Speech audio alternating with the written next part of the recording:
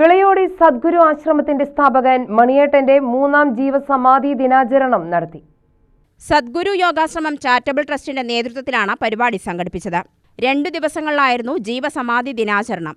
മുൻ എംഎൽഎയും ഗാന്ധിയനുമായ കെ.ജി. ചന്ദ്രൻ ഉദ്ഘാടനം ചെയ്ത ദിനാചരണത്തിൽ പഴനി സിദ്ധാശ്രമത്തിലെ ബ്രഹ്മശ്രീ ആനന്ദൻ മുഖ്യപ്രഭാഷണം നടത്തി. அவர் பெற்ற ஞானம் இந்த உலகத்தில் எல்லாருக்கும் கிடைக்கணும்னு சொல்லி அதை எளிய முறையில் 5 ஆசிரமத்தை நிறுவி அதன் மூலிமா இன்னைக்கு ஆயிரக்கணக்கான சித்த வித்தியார்த்திகள் உருவாக்கிட்டு இருக்கிறாங்க. அந்த வித்தியார்த்திகள் இப்போ லட்சக்கணக்கான இருக்காங்க. மலேசியாவில் ஒரு ஆசிரமம் இருக்கு.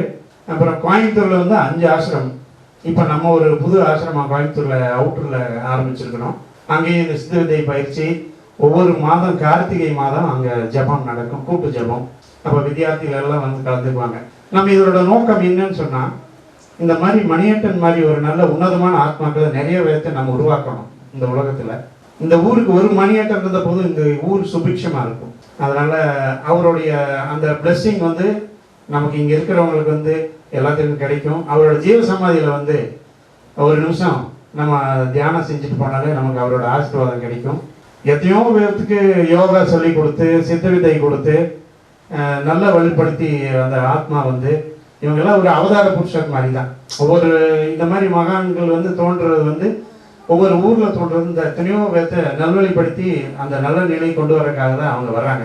ടി.ആർ. സന്തോഷ് കുമാർ അധ്യക്ഷനായി. ബ്രഹ്മകുമാരി മീന അനുഗ്രഹ പ്രഭാഷണം നടത്തി.